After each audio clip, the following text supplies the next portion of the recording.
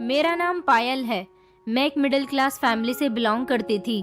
मेरे लिए एक रिश्ता आया था। मेरे घर वाले इस रिश्ते को लेकर बहुत ज़्यादा एक्साइटेड थे क्योंकि लड़के की नौकरी बहुत अच्छी थी। लड़का कनाडा में जॉब किया करता था और उसकी फैमिली भी बहुत छोटी थी। उसके घर में सिर्फ उसके माता पिता रहते थे और एक विधवा भाभी थी। उस लड़के के भाई की मौत काफ़ी समय पहले ही हो गई थी, इसलिए उसकी भाभी विधवा बनकर उनके घर में जिंदगी गुजार रही थी। उन्होंने दूसरी शादी नहीं की थी। मेरे घर वाले इस रिश्ते से बहुत खुश थे क्योंकि अच्छे रिश्ते नसीब वालों को ही मिलते हैं और फिर ये रिश्ता हमारे घर चलकर खुद आया था। खुद लड़की की माँ ने मुझे कहीं पर शादी में देख लिया था और उनको मैं बहुत पसंद आई थी, इसलिए उन्होंने मेरा रिश्ता अपने बेटे के साथ करने का फैसला किया था। मेरे घर वालों ने भी लड़के को देखते ही हाँ कर दी थी क्योंकि लड़के का घर बार भी अच्छा था, उसकी नौकरी भी अच्छी थी और लड़का पढ़ा लिखा था। शक्ल सूरत से भी बहुत अच्छा था। हर बातें बिल्कुल परफेक्ट थी। इस तरह मेरी शादी 2 महीने के अंदर अंदर उस लड़के के साथ हो गई थी। मेरे पति का नाम सौरभ था। सौरभ को भी मैं बहुत पसंद आई थी। शादी की पहली रात थी। उन्होंने मुझसे अपने प्यार का इजहार कर दिया था और कहा था कि तुम बहुत खूबसूरत हो, मैं तुमसे बहुत प्यार करता हूँ। मेरे मन में हमेशा यही चाहत रहती थी कि मेरी शादी किसी खूबसूरत लड़की के साथ हो और तुम वही लड़की हो जिसकी मैं हमेशा ख्वाहिश करता था।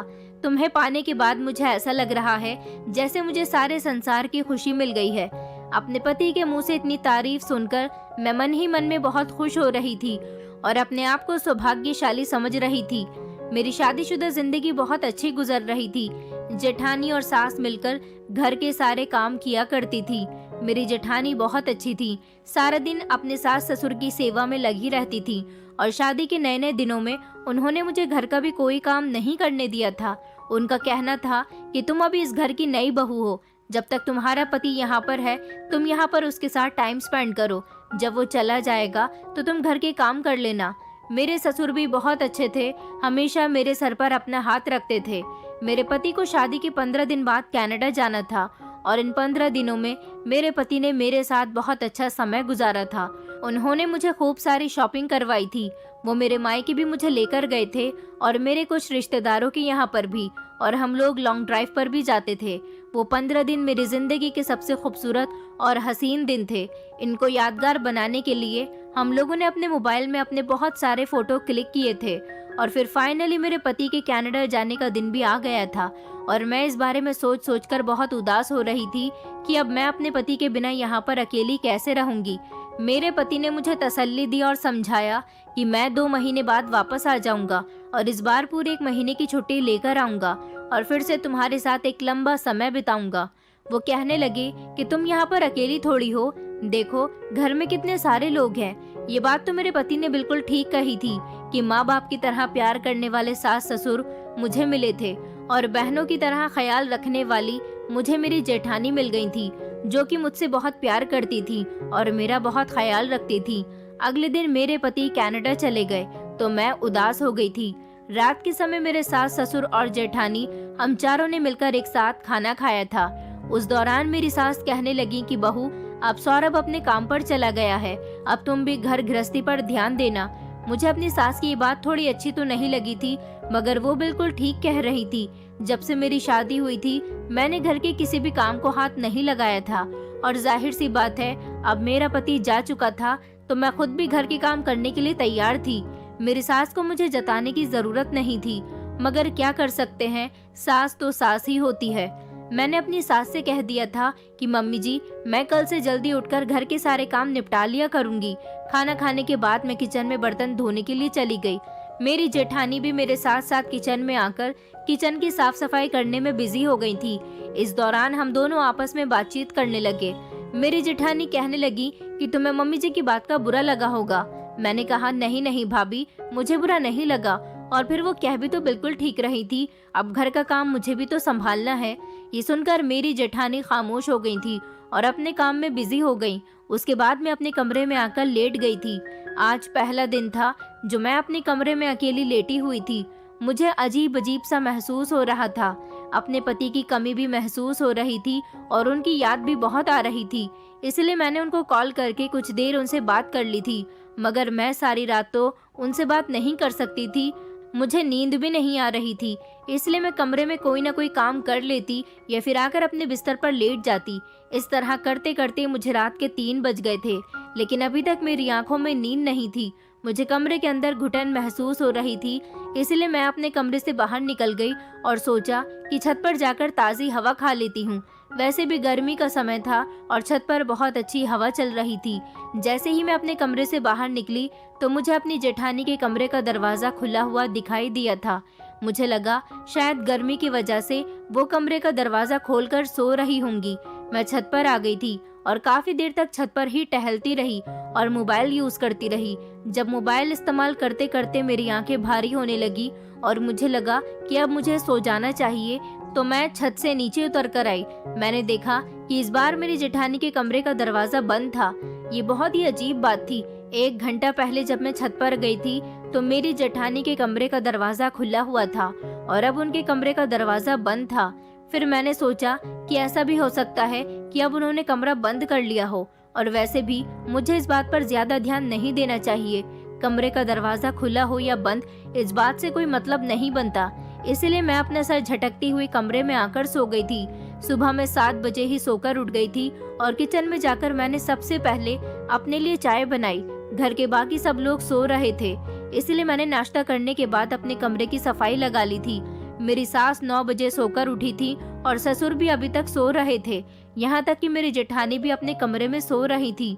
लेकिन इतने दिनों से मैं देख रही थी कि मेरी जेठानी सुबह ही 6 बजे उठ जाती थी और घर के सारे कामकाज में लग जाती थी। आज बड़ी अजीब बात थी कि मेरी जेठानी अभी तक सो रही थी। मेरी सास ने मुझे चाय बनाने के लिए कहा था। मैंने अपनी सास के लिए चाय बनाई। आज मैंने पहली बार किचन में कोई काम किया था। मेरी सास को मेरे हाथ की चाय बहुत पसंद आई थी। मैंने अपनी सास से कहा कि मम्मी जी, भाभी की तबीयत ठीक तो है ना? आज वो बड़ी देर तक सो रही हैं। तो मेरी सास कहने लगी, हाँ, मैंने ही उसको देर तक सोने के लिए कहा था। अब घर का कामकाज करने के लिए तुम आ गई हो ना, तो घर के सारे काम तुम ही किया करोगी। अपनी सास की बात सुनकर मैं हैरान रह गई थी। उन्होंने कहा कि आंचल पिछले 5 साल से इस घर की गृहस्थी को संभाले हुए है। उसका पति इस घर में नहीं है, फिर भी वो घर के सारे काम करती है। अब तुम उसे आराम दो और घर के काम तुम करो, साथ ही साथ अपनी जेठानी की और सास ससुर की भी सेवा करो। मैं अपनी सास की इस बात पर कुछ नहीं बोली थी और खामोशी से अपने काम में लग गई थी। मुझे अपनी सास की ये बात बड़ी अजीब लगी थी कि अगर मेरी जेठानी की शादी को 5 साल हो गए थे और 5 साल से वो अपने सास ससुर की सेवा कर रही थी, तो इसमें कौन सी बड़ी बात थी। और वैसे भी आंचल भाभी भले ही विधवा थी, लेकिन थी तो वो भी इस घर की बहू ही, और वो यहाँ पर रहती भी हैं, तो इसीलिए घर का कामकाज करना उनकी भी जिम्मेदारी बनती है। अब ऐसा तो नहीं है कि मेरे इस घर में आ जाने से वो कोई काम ही नहीं करेंगी। जो भी था, जैसा भी था, मैं इस घर की बहू थी और अभी मेरी शादी को हुए ही कितने दिन थे। घर के सारे कामकाज मुझ पर डाल दिए गए थे। इस घर में कपड़े भी हर रोज ही धुलते थे। सब लोग रोज कपड़े चेंज करते थे। पूरे घर की सफाई लगाना, सब लोगों के लिए सुबह का नाश्ता, दोपहर का खाना और रात का खाना, यहाँ तक कि हर टाइम के बर्तन धोना भी मेरी ही जिम्मेदारी थी। और फिर सब लोग अपने अपने कपड़े उतारकर मेरे हवाले कर दिया करते थे। उन सब के कपड़े धोना भी मेरी जिम्मेदारी बन गई थी। धीरे धीरे मेरी शादी को 1 महीना हो गया था। अपने पति के सामने तो मुझे अपनी जिंदगी बहुत अच्छी लगी थी, लेकिन जब से मेरा पति गया था, मेरी जिंदगी घर के काम में उलझकर रह गई थी। मेरी सास और मेरी जेठानी किसी काम को हाथ नहीं लगाती थी, जबकि मेरे ससुर जी सुबह को अपने काम के लिए निकल जाते थे और शाम के टाइम तक घर वापस आ जाते थे। मेरी जेठानी बहुत खूबसूरत थी। वो विधवा थी। उनके दिल में अपने पति का गम था, मगर फिर भी उनके खूबसूरती में कोई कमी नहीं आई थी। कहते हैं कि जब इंसान सेहतमंद और देखने में अच्छा भला होता है, अगर उसके ऊपर कोई दुख आ जाए तो वो इंसान पूरी तरह से बदल जाता है। मगर मेरी जेठानी तो दिन ब दिन खूबसूरत होती जा रही थी। अब तो वो घर का कोई काम नहीं करती थी तो और ज्यादा खूबसूरत लगने लगी थी। मैं अपनी जेठानी से खूबसूरती में थोड़ी हारती हुई थी। ऐसा नहीं था कि मैं खूबसूरत नहीं थी, हाँ, बस इतना था कि मेरी जेठानी और मेरी खूबसूरती में थोड़ा फर्क था। मैं अपने आप को किसी से कम नहीं समझती थी। मेरा पति मुझे हर रात फोन करता और मेरी खूबसूरती की तारीफ करते करते नहीं थकता था, लेकिन मेरी सास थी जो बार बार मेरी जेठानी की तारीफ मेरे सामने करती रहती थी और मुझे नीचा दिखाने की कोशिश करती थी। मेरी जेठानी भी अपनी सास की बात सुनकर बहुत खुश होती थी। मेरी जेठानी मुझसे अकेले में ऐसे बिहेव करती थी जैसे मेरी सगी बहन हो, लेकिन सास के सामने ऐसे रिएक्ट करती थी जैसे मेरी सास की वो बहू नहीं बल्कि उनकी बेटी हूँ। हमेशा ही मेरी सास अपनी बड़ी बहू की तारीफ किया करती थी।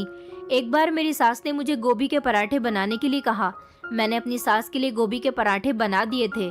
रात के टाइम पर जब हम सब लोग एक साथ खाना खाने बैठे तो मेरी सास ने सारे गोभी के पराठे उठाकर फेंक दिए और कहने लगी कि ये तुमने क्या बनाया है, इसे गोभी के पराठे कहते हैं।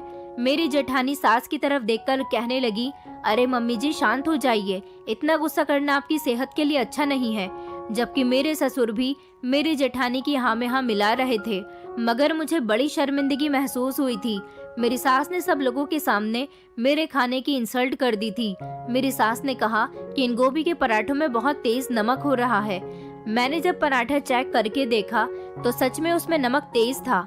आज मुझसे गलती से नमक तेज हो गया था, लेकिन मेरी सास ने जैसा बिहेव मेरे साथ किया था वो मेरे दिल को बेहद दुख गया था। जिस सास को मैं इतना अच्छा समझती थी वो मेरे साथ बहुत बुरा बिहेव कर रही थी। मैं बुरी तरह से रोने लगी थी। मेरे ससुर ने कहा कि बस बहू, रोना बंद करो और अपने कमरे में जाओ। मैं अपने कमरे में भागकर आ गई थी। मैंने खाना भी नहीं खाया था, लेकिन मुझे आवाज आ रही थी कि मेरे ससुर मेरी साइड से बोल रहे थे और मेरी सास को डांट रहे थे कि तुम्हें बहू को इतना भी जलील नहीं करना चाहिए था।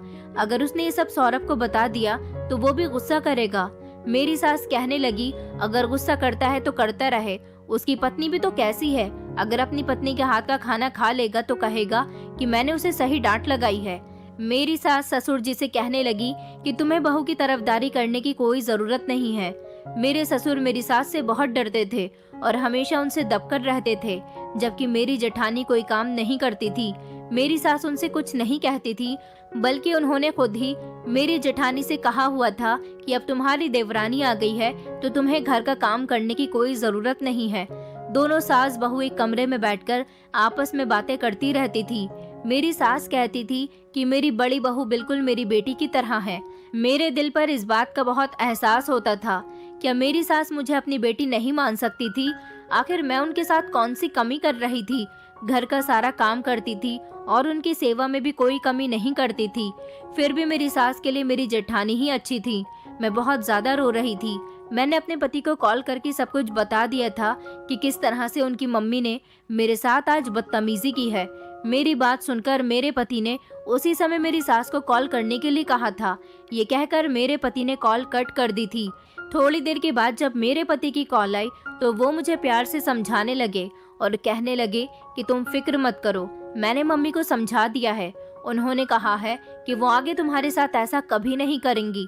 मम्मी मुझसे सबके लिए माफी मांग रही थी, तुम परेशान मत हो। मम्मी ने मुझे भरोसा दिलाया है कि वो आगे कभी ऐसी हरकत नहीं करेंगी। अपने पति की बात सुनकर मेरे चेहरे पर थोड़ी मुस्कुराहट आई थी और मैंने अपने आंसू साफ किए थे, मगर मेरे पति की अगली बात ने मुझे सोच में डाल दिया था। मेरे पति ने कहा कि देखो पायल, ससुराल में ऐसी छोटी मोटी बातें तो होती ही रहती हैं, लेकिन तुम्हें भी बर्दाश्त करनी चाहिए थी। मुझे तुम्हारी ये बात अच्छी नहीं लगी कि तुमने मेरी मम्मी की शिकायत फौरन ही रोते हुए मुझसे कर दी। मम्मी भी मुझसे इस बात को कह रही थी कि ये तो हमारे घर का मैटर है, तुम्हें मम्मी के साथ ही सुलझाना चाहिए था। चलो आज तो तुमसे ये गलती हो गई है और मैंने मम्मी को भी समझा दिया है, मगर आगे से ध्यान रहे कि घर के मैटर घर में ही सॉल्व करना। अपने पति की बात सुनकर मैं खामोश हो गई थी और समझ गई थी कि जरूर उनकी मम्मी ने उन्हें कुछ पढ़ा दिया होगा। वैसे भी हर घर की कहानी यही है कि हर बेटा अपनी माँ के पल्लू से बंधा हुआ होता है। मेरा पति भले ही मेरी तरफदारी में बोल पड़ा था, मगर साथ ही साथ उसने मुझे सावधान भी कर दिया था कि आगे से मैं उसकी माँ की शिकायत उनसे ना करूं। मेरी तो समझ ही नहीं आ रहा था कि आखिर इस घर में क्या हो रहा था। जब तक मेरा पति यहाँ पर था तो ये लोग बहुत अच्छे थे, और जिस दिन से मेरा पति यहाँ से गया था इन लोगों का बिहेवियर मेरे साथ पूरी तरह से बदल चुका था। अगले दिन हमारे घर पर पड़ोस की कुछ औरतें आई थी। मैंने देखा था कि मेरी सास रात वाली बात से मुझसे नाराज थी। उन्हें भी यही लगता था कि मुझे उनकी शिकायत अपने पति से नहीं करनी चाहिए थी। वो मुझसे बात नहीं कर रही थी। मेरी जेठानी मेरे सामने अच्छी बनी रहती थी और सास के सामने मुझे इग्नोर किया करती थी। मोहल्ले की कुछ औरतें आईं तो मेरी सास उन औरतों के साथ बैठी हुई बातें कर रही थी। जब एक औरत मेरी जेठानी के बारे में मेरी सास से कहने लगी कि तुम्हारी बड़ी बहू बहुत खूबसूरत है, हम तो तुम्हारी बहू की दाद देते हैं कि अपने सास ससुर की सेवा करने की वजह से इस बेचारे ने अपनी शादी तक नहीं की, बिना पति के ही जिंदगी गुजार रही है। वो औरत मेरी सास का नाम लेकर कहने लगी कि सच में तुम बहुत भाग्यशाली हो जिसे ऐसी बहू मिली है। मेरी जेठानी अपनी तारीफ पर मुस्कुरा रही थी। मैं उन सब के लिए किचन में खड़ी हुई चाय बना रही थी और उनकी बातें मेरे कानों में आ रही थी, जब दूसरी औरत कहने लगी कि तुम्हारी बड़ी बहू तो तारीफ के काबिल है, अब बताओ कि तुम्हारी छोटी बहू कैसी है। तुम्हारी छोटी बहू की शादी को भी 1 महीने से ज्यादा हो गया है। मेरी सास मुंह सिकोड़ते हुए उनसे कहने लगी, क्या बताऊं बहन, हर बहू मेरी आंचल बहू की जैसी नहीं होती। छोटी बहू कहने को तो अच्छी है, मगर उसे अगर किसी बात पर टोक दो तो वो फौरन ही अपने पति से शिकायत लगा देती है। क्या बताऊं तुम्हें, कल रात उसने गोभी के पराठे में इतना तेज नमक कर दिया था कि मेरा तो पराठों को खाकर मुंह ही कड़वा हो गया। मैंने अपनी बहू से सिर्फ इतना कहा था कि इसमें नमक बहुत तेज है, तो पलटकर बहू ने अपने पति को फोन कर दिया और फिर उसका पति मुझसे फोन पर बहुत लड़ा था। हार कर मुझे ही अपने बेटे से माफी मांगनी पड़ गई थी। अपनी सास की बात सुनकर मैं हैरान रह गई थी, जबकि वो औरतें भी मेरी सास से कह रही थी कि तुम्हारी छोटी बहू तो बड़ी ही चालाक निकली। मुझे अपनी सास की बातों पर बहुत गुस्सा आ रहा था कि वो मोहल्ले की औरतों के बीच मुझे बदनाम कर रही थी। मैं भी अपनी सास से कोई बात नहीं कर रही थी। अगले दिन रात को मुझे फिर से नींद नहीं आ रही थी। मैं अपने कमरे से निकलकर छत पर जाने वाली थी और अपने कमरे का दरवाजा बंद कर रही थी, जब अचानक मेरी नजर जेठानी के कमरे की तरफ गई। ये देखकर मेरे पैरों तले से जमीन निकल गई कि मेरे ससुर खामोशी से मेरी जेठानी के कमरे से निकलकर अपने कमरे की तरफ जा रहे थे। अचानक मेरे ससुर की नजर जब मुझ पर पड़ी तो वो बहुत ज्यादा घबराए हुए लग रहे थे और फौरन ही अपने कमरे के अंदर घुस गए। आखिर आधी रात के टाइम पर मेरे ससुर का मेरी जेठानी के कमरे में क्या काम था? मैं तो चौंक कर रह गई थी। और फिर मेरे ससुर इतनी खामोशी से चोरों की तरह मेरी जेठानी के कमरे से क्यों निकल रहे थे और मुझे देखकर क्यों घबरा गए थे? मेरी तो कुछ समझ ही नहीं आ रहा था। मैं छत पर चली गई थी और काफी देर के बाद अपने कमरे में आई थी। अगले दिन शाम का टाइम था, जब मेरी सास कहीं पर जा रही थी। वो अपने पति के साथ घर से निकली थी। उन्होंने इस बारे में मुझे कुछ नहीं बताया था कि वो कहाँ जा रही है, जबकि मेरी जेठानी को उनकी हर बात के बारे में पता होता था। रात के लिए खाना बनाना था और मेरी समझ नहीं आ रहा था कि मैं क्या बनाऊं। मैं ये सब कुछ सोच ही रही थी कि अचानक मेरी जेठानी कमरे में आ गई। मैंने सोचा क्यों न मैं रात के खाने के बारे में अपनी जेठानी से ही पूछ लेती हूँ कि क्या बनाना है। मैंने अपनी जेठानी से पूछा था कि भाभी रात को खाने में क्या बनाऊं? तो पहले तो वो सोचने लगी और फिर सोचकर कहने लगी कि अच्छा एक काम करो, आलू पालक की सब्जी बना लो। घर में सब लोग आलू पालक बहुत शौक से खाते हैं। मैंने कहा अच्छा ठीक है, मैं रात को आलू पालक की सब्जी ही बना लूंगी। मैं खाना बनाने में बिजी हो गई थी। मेरे ससुर शाम के टाइम पर घर आ गए थे। मैं किचन में थी और मेरी जेठानी आंगन में अपने बाल सुखा रही थी। गर्मी ज्यादा होने की वजह से वो शाम के टाइम पर नहाकर निकली थी। मैं अचानक किचन से बाहर आंगन की तरफ गई थी। मेरे ससुर को जब मैंने देखा कि वो घर पर आ गए हैं तो मैं उनके लिए किचन में चाय बनाने के लिए चली गई। मैं चाय की ट्रे हाथ में लेकर अपने ससुर के कमरे की तरफ जा ही रही थी, तभी अचानक मेरी जेठानी ने आकर मुझे रोक लिया और कहने लगी कि पायल तुम कहाँ जा रही हो? मैंने कहा भाभी मैं पापा जी को चाय देने के लिए जा रही हूँ। तो उन्होंने एकदम से मेरे हाथ से चाय की ट्रे ले ली और कहने लगी कि पापा जी को चाय मैं दे आती हूँ, तुम खाना बना लो। और वो मेरे हाथ से चाय की ट्रे लेकर फौरन ही मेरे ससुर के कमरे के अंदर चली गई थी। मैंने देखा था कि मेरी जेठानी के बाल खुले हुए थे, उन्होंने मेकअप भी किया हुआ था और वो बिना अपने सर पर पल्लू किए ससुर जी के कमरे में चाय लेकर चली गई थी। मुझे तो कुछ इन दोनों के बीच गड़बड़ लग रही थी। मेरी समझ नहीं आ रहा था कि आखिर इन दोनों के बीच क्या चल रहा है। मैं किचन में खाना बनाने चली तो गई थी, मगर मेरा ध्यान बार बार अपने ससुर के कमरे की तरफ जा रहा था। मेरी जेठानी बहुत देर के बाद ससुर के कमरे से बाहर आई थी। रात को जब हम लोग खाना खाने के लिए बैठे तो मेरी सास ने सब्जी का एक निवाला खाते ही उल्टियां करनी शुरू कर दी थी। अचानक मेरी सास को पता नहीं क्या हो गया था। मेरी जेठानी ने जल्दी से उनको दवाई लाकर दी और उनको खिलाई। कुछ देर के बाद मेरी सास बेहतर हुई थी। मेरी सास ने फिर से मुझ पर चिल्लाना शुरू कर दिया और कहने लगी कि तुमसे किसने कहा था कि तुम आलू पालक की सब्जी बनाओ? मैंने कहा मम्मी जी मुझसे तो भाभी ने कहा था। मेरी सास कहने लगी कि अगर आंचल ने तुमसे आलू पालक की सब्जी बनाने के लिए कहा भी था तो तुम्हें मेथी डालने की क्या जरूरत थी। मुझे मेथी से बहुत एलर्जी है। मैंने अपनी जेठानी की तरफ देखा और उनसे कहा कि भाभी, आपने मुझे क्यों नहीं बताया कि मम्मी जी को मेथी से एलर्जी है। अगर मुझे ये बात पता होती तो मैं कभी सब्जी में मेथी नहीं डालती। मेरी जेठानी कहने लगी कि अरे मैंने तो तुम्हें बताया था, तुम याद करो, मैंने तुमसे कहा था कि आलू पालक की सब्जी बना लो मगर उसमें मेथी मत डालना, मम्मी जी को एलर्जी है और वो इस बात पर गुस्सा भी कर सकती हैं। मेरी जेठानी ये बात कहते हुए मुझसे नजरें चुरा रही थी। वो साफ झूठ बोल रही थी।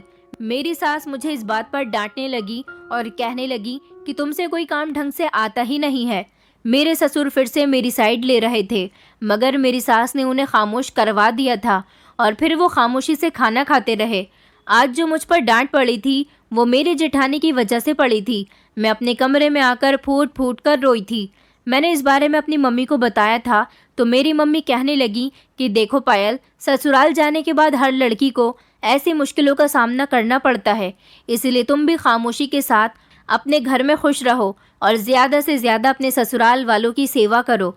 मेरी तो कोई भी सुनने वाला ही नहीं था, लेकिन मुझे अपनी जेठानी और अपने ससुर के बीच में कुछ गड़बड़ लग रही थी और मेरे दिल में ये जो शक था वो अगली रात पूरा हो गया था। अब मेरी आदत हो गई थी कि मैं जब तक छत पर जाकर कुछ देर टहलती नहीं थी तब तक मुझे नींद नहीं आती थी, क्योंकि मेरा कमरा छोटा था और मुझे ज़्यादा गर्मी होने की वजह से अपने कमरे में घुटन महसूस होती थी। इसलिए मैं छत पर चली जाती थी। कुछ देर अच्छा महसूस करने के बाद मैं नीचे आती थी। आज रात जब मैं अपने कमरे में गई तो मुझे अपनी जेठानी के कमरे से अपने ससुर के बोलने की आवाज़ आ रही थी। कमरे का दरवाज़ा तो बंद था मगर हल्की सी खिड़की खुली हुई थी। मैं खिड़की से कान लगाकर उन लोगों की बातें सुनने की कोशिश कर रही थी जब मुझे अपनी जेठानी और ससुर के बोलने की आवाज़ आई। मेरी जेठानी और मेरे ससुर आपस में बड़ी प्यार मोहब्बत की बातें कर रहे थे। उन लोगों की बातें सुनकर मेरे कान खड़े हो गए थे। साथ ही साथ मेरे ससुर ने यह भी कहा था कि आज तुमने पायल के साथ बहुत गलत किया है। मेरी जेठानी ससुर से कहने लगी कि मैंने उसके साथ कुछ गलत नहीं किया, आपने ही तो मुझे बताया था कि वो आपको मेरे कमरे में आते हुए देख चुकी है। मैंने देखा है कि वो हर रात छत पर जाती है ठंडी हवा खाने के लिए और इसी बीच हम दोनों एक दूसरे के साथ मुलाकातें करते हैं। उस दिन तो उसने आपको मेरे कमरे से निकलते हुए देखा था, लेकिन अगर किसी दिन उसे हम दोनों की सच्चाई पता चल गई तो वो मम्मी जी को ये बात बता सकती है। इस तरह हम दोनों का क्या होगा, आपको अंजाम के बारे में पता है ना। मेरे ससुर उसकी बात पर थोड़ा घबराए थे। मेरी जेठानी कहने लगी कि पायल बहुत टेढ़ी चीज़ है, इस घर में हमारे बारे में कोई नहीं जानता, एक वही है जो हमारी सच्चाई खोल सकती है, इसलिए उसका इस घर से निकलना बहुत ज़रूरी है। सौरभ कनाडा चला गया है। मैं तो चाहती हूँ कि ये भी सौरभ के साथ कनाडा चली जाए और यही वजह है कि मैं आपकी पत्नी के सामने उसे बात बात पर जलील करवाती हूँ। उस दिन खाने में नमक भी मैंने ही तेज़ किया था और कल भी आलू पालक की सब्ज़ी बनाने के लिए उसे मैंने ही कहा था, क्योंकि मैं जानती थी कि आलू पालक की सब्ज़ी में मेथी डलती है और आपकी पत्नी को मेथी से एलर्जी है। बस पायल किसी भी दिन तंग आकर यहाँ से चली जाए तो हम दोनों के बीच की ये रुकावट नहीं रहेगी। अपनी जेठानी और ससुर की बातें सुनकर मेरे होश उड़ गए थे। मेरी जेठानी जो मेरी सास के सामने इतनी अच्छी बनी फिरती थी वो बिल्कुल ऐसी नहीं थी। इसका मतलब ये था कि इन दोनों के बीच कुछ चल रहा था। अब मैंने सोच लिया था कि मैं अपनी जेठानी और ससुर का ये राज अपनी सास के सामने खोलकर ही रहूँगी। मैं इस समय अपनी जेठानी और ससुर को रंगे हाथों पकड़ने के लिए अपनी सास के कमरे में गई जो गहरी नींद में सो रही थी। मैंने सोचा था कि मैं अपनी सास को उठाऊंगी और उनको खामोशी के साथ अपनी जेठानी के कमरे में ले जाकर उन दोनों के बीच होने वाली मुलाकात के बारे में उन्हें पता चल जाएगा और उन्हें ये भी पता चल जाएगा कि आखिर उनकी बड़ी बहू उनके ही पति के साथ चक्कर चला रही है। मुझे तो अपनी जेठानी पर शर्मिंदगी महसूस हो रही थी। मैं जैसे ही अपनी सास के पास गई और मैंने उनको आवाज़ लगाकर उठाने की कोशिश की तो मेरी सास उठ ही नहीं रही थी। मैंने अपनी सास को झंझोड़ कर रख दिया था मगर मेरी सास इतनी गहरी नींद में सो रही थी कि उन्हें किसी भी बात से कोई फ़र्क नहीं पड़ रहा था। मैं बड़ी परेशान हो गई थी कि मैं अब क्या करूं। अगर मेरे ससुर कमरे में आ जाते तो मैं एक बहुत बड़ी मुसीबत में आ जाती। मेरी सास तो नहीं उठी तो मैं अपने कमरे में जाकर लेट गई थी। सारी रात मुझे अपनी जेठानी और ससुर के बारे में सोच सोच कर नींद नहीं आई थी। मगर अजीब बात ये थी कि मेरी सास इतनी गहरी नींद में कैसे सो सकती हैं। सुबह जब दिन निकला तो मैं अपने घर के काम में लग गई थी। मैंने कपड़े धोने के लिए वॉशिंग मशीन लगाई थी। मेरी सास की लाइट कलर की साड़ी थी जिसको मैंने पहले ही मशीन में डाल दिया था।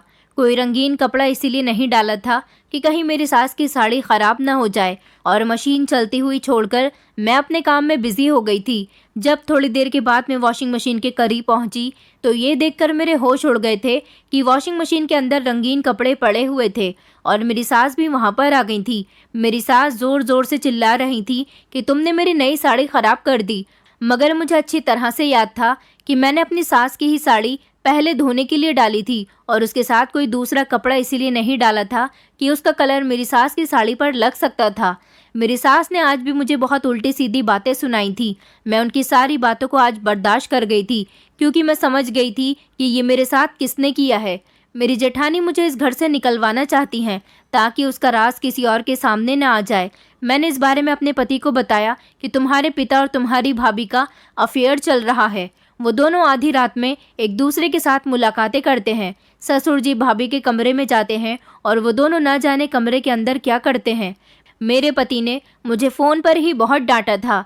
उन्हें मेरी बात पर यकीन ही नहीं आ रहा था और वो कह रहे थे कि पहले तो तुम मुझसे मेरी मम्मी की शिकायत करती थी और अब तुम मेरे पापा और मेरी भाभी की भी शिकायत कर रही हो। आखिर तुम चाहती क्या हो? मैंने अपने पति को बताया कि आपकी भाभी मुझे आपकी माँ की नज़रों में गिराना चाहती है और वो मुझे इसलिए तंग कर रही है क्योंकि मैं यहाँ से चली जाऊँ और वो दोनों खुलकर अय्याशी कर सकें। मेरे पति ने उल्टी सीधी बातें सुनकर फ़ोन कट कर दिया था। मेरी समझ नहीं आ रहा था कि मैं क्या करूं। अब मैंने सोच लिया था कि मुझे रात को सावधान रहना होगा। मुझे रातों को सोना नहीं है और जागकर अपनी जेठानी और अपने ससुर पर कड़ी नज़र रखनी है। मेरे पति के 2 महीने कनाडा में रहते हुए पूरे हो गए थे। अब उन्हें 1 महीने के लिए हमारे घर आना था। मैं चाहती थी कि मेरे पति के आते ही इन लोगों की सच्चाई खुल जाए, इसलिए मैं 2 दिन तक सब कुछ बर्दाश्त करती रही थी और बिल्कुल खामोश रही थी क्योंकि मैं जानती थी कि मेरी सास बुरी औरत नहीं है। मेरी सास के दिल में मेरे खिलाफ बुराई भरने वाली औरत सिर्फ मेरी जेठानी थी। मुझे अपनी जेठानी की सच्चाई अपनी सास के सामने लानी थी। आखिर उन्हें भी तो पता चले कि उनकी इतनी अच्छी बहू क्या गुल खिला रही है। मेरे पति घर आ चुके थे लेकिन मेरे पति मुझसे नाराज़ थे। बड़ी मुश्किल से मैंने उन्हें मनाया था और उनसे माफ़ी मांगी थी कि मैं कभी भी किसी के बारे में आपसे कोई बुराई नहीं करूँगी। तब जाकर वो मुझसे राज़ी हुए थे। मेरे पति के घर आते ही मेरी सास ने उनको मेरी बहुत सारी बुराइयां बता दी थीं। उनके पीछे घर में जो कुछ भी हुआ था सब कुछ मेरी सास ने उन्हें बता दिया था और साथ ही साथ उनसे ये भी कहा था कि हमारे घर की सुख शांति तुम्हारी पत्नी के आ जाने के बाद ख़त्म हो गई है, इसीलिए अगली बार जब तुम कनाडा जाओ तो इसे भी अपने साथ लेकर जाना। मैंने अपने पति की नज़रों में अच्छी बनने के लिए अपनी सास से कहा था कि मम्मी जी, मैं आपसे माफ़ी मांगती हूँ। आज के बाद मैं ऐसी कोई गलती नहीं करूँगी। मेरी वजह से आपको कोई परेशानी नहीं होगी। मेरी सास मुझसे नाराज़ तो थी लेकिन उस दिन उनका मूड थोड़ा ठीक हो गया था। मेरे पति को भी ये बात अच्छी लगी थी कि मैंने अपनी सास से माफ़ी मांग ली। मेरे लिए ऐसा करना ज़रूरी था क्योंकि मुझे अपने ससुर और जेठानी की सच्चाई सबके सामने लेकर आनी थी। अगले दिन मैं सुबह के टाइम पर फर्श की सफाई लगा रही थी। कूड़ा डालने के लिए जैसे ही मैंने डस्टबिन खोला तो डस्टबिन के अंदर दवाई का एक रैपर पड़ा हुआ था जो मुझे बड़ा ही अजीब लग रहा था। मैंने अपनी सास की दवाइयाँ देखी हुई थी। मेरी सास को डायबिटीज़ थी जबकि मेरे ससुर बिल्कुल फिट थे। उनको कोई प्रॉब्लम नहीं थी और ना ही घर में किसी और का इलाज चल रहा था।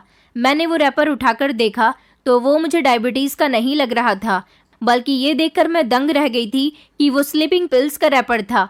आखिर नींद की दवाइयाँ घर में कौन ले रहा था? मैं इस बात पर अपना दिमाग लड़ा रही थी। तभी अचानक मेरा ध्यान उस दिन की बात पर गया जब मैं अपनी सास को बार बार जगाने की कोशिश कर रही थी। इसका मतलब ये था कि ये दवाइयाँ मेरी सास ही ले रही हैं और उस दिन भी उन्होंने नींद की दवाई ली हुई थी जब वो मेरे बार बार उठाने पे भी नहीं उठ रही थी। मैंने बातों ही बातों में अपने पति से पूछा था कि क्या मम्मी जी नींद की दवाइयाँ लेती हैं, तो मेरे पति ने बताया था कि नहीं, उनकी तो सिर्फ डायबिटीज़ की दवाई चल रही है। अब मेरी थोड़ी थोड़ी समझ में आ रहा था कि हो ना हो उनको ये दवाइयाँ या तो मेरी जेठानी दे रही थी या फिर मेरे ससुर। मेरे ससुर और मेरी जेठानी अभी भी आधी रात को एक दूसरे के साथ मुलाकातें कर रहे थे। जब से मेरे पति घर आए थे मैं छत पर नहीं जाती थी और मेरी सास भी नींद की दवाई लेकर गहरी नींद में सो जाती थी। हम दोनों कमरे में बंद होते थे और इस बात का फ़ायदा उठाकर मेरे ससुर और मेरी जेठानी एक दूसरे से मिल लेते थे। अब सब कुछ ठीक ठाक मेरे सामने था, मगर मेरी ये समझ नहीं आ रहा था कि मैं अपनी सास के सामने ये सच्चाई कैसे लेकर आऊं। मैंने एक प्लान बनाया था। मैंने अपने पति और अपनी सास से कहा था कि मेरे मायके वालों ने हमारे पूरे घर को इनविटेशन दिया है, उन्होंने हमें खाने पर बुलाया है। मैं जानती थी कि मेरी जेठानी मेरे मायके कभी नहीं जाएंगी, क्योंकि मेरी जेठानी घर से बाहर कभी निकलती ही नहीं थी। अगले दिन मैं अपने पति, अपनी सास और ससुर के साथ अपने मायके चली गई थी। रात को हम लोगों ने देर से खाना खाया था ताकि हमें देर हो जाए। मेरा मायका मेरे ससुराल के घर से बहुत दूर था। हम लोगों के पास अपनी गाड़ी भी नहीं थी। हम लोग ऑटो से मेरी ससुराल पहुंचे थे। रात के 11 बज रहे थे जब मेरी सास ने घर चलने के लिए कहा। मैं अपनी मम्मी को अपना पूरा प्लान बता चुकी थी। मेरी मम्मी मेरे प्लान में शामिल हो गई थी और मेरा साथ दे रही थी। इसलिए मेरी मम्मी ने मेरे पति और मेरी सास को आज रात रुकने के लिए कहा था। उन्होंने कहा था कि आप लोग कल सुबह चले जाइएगा, और वैसे भी सवारी की भी परेशानी होती है, इतनी रात को आप लोगों को कोई ऑटो भी नहीं मिलेगा। रही मेरे ससुर की बात, मेरे प्लान के मुताबिक उन्होंने हमारे घर पर रुकने से साफ इनकार कर दिया था, और उन्होंने मेरी सास से कहा था कि तुम लोग यहाँ रुक जाओ, कल सुबह आराम से आ जाना। उनका इतना कहने का मकसद यही था कि वो आराम से जेठानी के साथ मुलाकात कर लेते।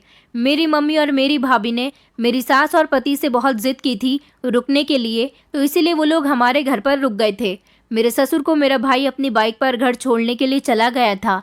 आज रात मेरी जेठानी और मेरे ससुर का रास्ता पूरी तरह से साफ था, मगर वो लोग नहीं जानते थे कि वो लोग मेरे प्लान में बुरी तरह से फंस चुके हैं। अभी तो ज़्यादा टाइम नहीं हुआ था। मुझे बड़ी बेचैनी के साथ रात के 3 बजने का इंतज़ार था। आज मेरी सास भी कह रही थी कि ना जाने क्यों आज मुझे नींद नहीं आ रही है। वैसे तो मैं जल्दी ही सो जाती हूँ। रात के 3 बजने ही वाले थे जब मैंने अपनी सास और अपने पति को ये बात बता दी कि भाभी और पापा जी का आपस में अफेयर चल रहा है। मेरी ये बात सुनकर मेरी सास और मेरे पति को यकीन नहीं आया था, जबकि मेरा पति मुझ पर बहुत गुस्सा करने लगा और धीमी धीमी आवाज़ में इसलिए बात कर रहा था क्योंकि मेरे घर वालों को ये बात पता न चल जाए कि वो मुझसे लड़ रहा है। मेरी सास ने भी मेरे पति से कहा कि देखो, मैंने तुमसे कहा था ना कि तुम्हारी पत्नी बहुत चालाक है, अपने ससुर पर इल्ज़ाम लगा रही है। मैं जानती थी कि ये लोग मेरे बारे में इसी तरह की बातें करेंगे, इसलिए मैंने उनसे कहा था कि अगर आप लोगों को मेरी बात पर यकीन नहीं आता तो आप लोग मेरे साथ अभी और इसी वक्त घर चलें, क्योंकि ये दोनों आधी रात के समय ही एक दूसरे से मुलाकातें करते हैं। मैंने अपनी सास को ये भी बता दिया था कि आपको नींद की दवाई दी जाती है ताकि आप गहरी नींद में सो सकें और मेरे ससुर आराम से कमरे से निकलकर जेठानी के कमरे तक पहुंच सकें। मैंने वो दवाई वाला रैपर भी अपनी सास को दिखाया था और कहा था कि आपको ये दवाई ही दी जाती है। मेरी सास उस दवाई को पहचान तो नहीं सकी थी क्योंकि उन्हें दवाई रात को दूध में मिलाकर दी जाती थी, लेकिन आज मेरे पति ने कह दिया था कि अगर ये बात झूठ हुई तो मैं तुम्हें डिवोर्स दे दूंगा। मैं भी इस बात पर पक्की बन गई थी। मैंने कह दिया था कि जब आप एक बार अपनी आंखों से मेरे साथ घर चलकर सब कुछ देख लोगे तो आप जैसा कहोगे मैं वैसा ही करूंगी। मेरे पति और मेरी सास हम तीनों ही उसी समय घर से निकल गए थे और पूरे आधे घंटे बाद जब हम लोग अपने घर पहुंचे तो बड़ी खामोशी से पहुंचे थे। घर की चाबी मेरे पति के पास होती थी। मैंने अपने पति से कहा था कि खामोशी के साथ ताला खोलना ताकि किसी को हमारे आने की खबर न हो। मैं अपनी सास और पति को लेकर जैसे ही घर के अंदर दाखिल हुई तो मेरी जेठानी और मेरे ससुर के बोलने की आवाज़ आ रही थी। ये आवाज़ आज मेरी जेठानी के कमरे से नहीं, बल्कि आज मेरी जेठानी ससुर के कमरे में उनके साथ मौजूद थी। मेरे ससुर मेरी जेठानी को अपनी बाहों में भरे हुए थे और उनके साथ प्यार भरी बातें कर रहे थे और उनसे कह रहे थे कि आज तो ऐसा लग रहा है जैसे तुम ही मेरी पत्नी हो। आज इतने समय के बाद तुम्हें अपने कमरे में देखकर मुझे बड़ी खुशी हो रही है। आज हम लोगों को फुल आज़ादी है। बहू के मायके वालों ने बहुत अच्छा काम किया है कि उन लोगों को अपने साथ ही रोक लिया। ये सारी बातें मेरे पति और मेरी सास खामोशी से खड़े हुए सुन रहे थे। मेरे पति से बर्दाश्त नहीं हुआ तो मेरे पति ने कमरे के अंदर घुसकर अपने पिता का गिरेबान पकड़ लिया, जबकि मेरी जेठानी हैरान खड़ी हुई हम लोगों को देख रही थी और उसकी ज़ुबान पर एक ही सवाल था कि तुम लोग यहाँ क्या कर रहे हो। जब मेरी सास ने उसके मुंह पर थप्पड़ मार दिया और कहा कि घटिया औरत, मैंने तुझे अपनी बेटी बनाया था और तू मेरे ही पति के साथ ये सब कुछ कर रही है, तुझे शर्म नहीं आई? ये आदमी रिश्ते में तेरे पिता समान है और तू इसके साथ रंगरलियां मना रही है। मेरे पति ने भी मेरे ससुर से सवाल किया था कि आखिर ये सब क्या हो रहा है और कब से चल रहा है। फिर वही हुआ जो मैंने सोच रखा था। मेरे ससुर ने सब कुछ अपने मुंह से उगल दिया। मेरे पति और मेरी सास के बीच सारी सच्चाई आ गई थी। जिस दिन से मेरे जेठ की मौत हुई थी उसके बाद से ही मेरी जेठानी किसी के साथ अपनी हवस पूरी करने के लिए तड़प रही थी, इसलिए उसने मेरे ससुर पर डोरे डालने शुरू कर दिए। मेरी जेठानी का इस दुनिया में कोई नहीं था, इसलिए वो कहीं नहीं जा सकती थी। मेरी जेठानी बेहद खूबसूरत थी। मेरे ससुर ने उसे अपने काबू में कर लिया और उन लोगों ने मेरी सास को नींद की दवाई देना शुरू कर दी और वो दोनों आधी रात के बीच एक दूसरे के साथ मुलाकातें करते थे। मेरी सास के दिमाग में कहीं ये बात न आ जाए कि वो मेरी जेठानी की दूसरी शादी कर दे। मेरी जेठानी दूसरी शादी नहीं करना चाहती थी क्योंकि उसकी ज़िंदगी यहाँ पर बहुत अच्छी गुजर रही थी, इसलिए उसने मेरी सास को अपनी बातों में लगाए रखा और मेरी सास की फेवरेट बन गई ताकि कभी मेरी सास उसको इस घर से निकालने के बारे में सोचे भी ना। मेरा पति तो शुरू से ही कनाडा में रहता था, बस कभी कभी ही अपने घर में आता था, इसलिए उन दोनों के बीच आने वाला कोई नहीं था। जब मेरी शादी हुई और मेरी जेठानी को लगा कि मैं उनकी सच्चाई जान जाऊंगी, इसलिए उसने मेरी सास को मेरे खिलाफ भड़काना शुरू कर दिया और वो बस ये चाहती थी कि मैं किसी भी तरह अपने पति के साथ कनाडा चली जाऊं। यही वजह थी कि मैं अपनी सास के लिए सब कुछ करती थी, मगर फिर भी मेरी जेठानी ही हमेशा उनकी फेवरेट रही थी क्योंकि मेरी जेठानी मेरी सास को मेरी बहुत सारी बुराइयां गिनाती रहती थी और वो जानबूझकर मेरे काम गलत किया करती थी ताकि मेरी सास मुझसे नफरत करने लगे। या तो मेरी सास मुझे इस घर से निकाल दे या फिर मुझे मेरे पति के पास भेज दे। और अब उनकी सारी सच्चाई मेरे पति और मेरी सास के बीच आ गई थी। मेरे पति ने फैसला कर लिया था कि वो इस घर को छोड़कर जा रहे हैं। मेरी जेठानी और मेरे ससुर हाथ जोड़कर सबसे माफ़ी मांग रहे थे, लेकिन मेरी जेठानी और मेरे ससुर मेरी सास और मेरे पति के दिल से उतर चुके थे। मेरी जेठानी ने सब कुछ उन्हें बता दिया था कि मैं गलत नहीं हूँ, बल्कि मेरी जेठानी मेरी गलतियाँ उनके सामने बड़ा चढ़ाकर पेश करती थी।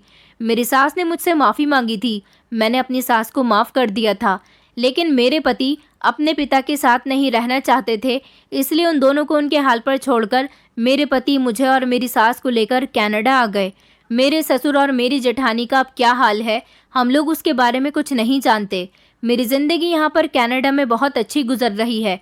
मेरी सास जैसी मेरी शादी के शुरू के दिनों में हुआ करती थी वो अब बिल्कुल ऐसी ही है और मेरी ज़िंदगी बहुत अच्छी गुजर रही है, जबकि मेरी सास अपने पति की बेवफाई पर बहुत दुखी हैं और अब बीमार रहने लगी हैं। दोस्तों, उम्मीद करती हूँ आपको हमारी कहानी पसंद आई होगी। कहानी पसंद आई है तो वीडियो को लाइक करें, चैनल पर नए हैं तो चैनल को सब्सक्राइब करें और हाँ, नोटिफिकेशन बेल को ज़रूर दबाएं ताकि अगली अपडेट सबसे पहले आपको मिले।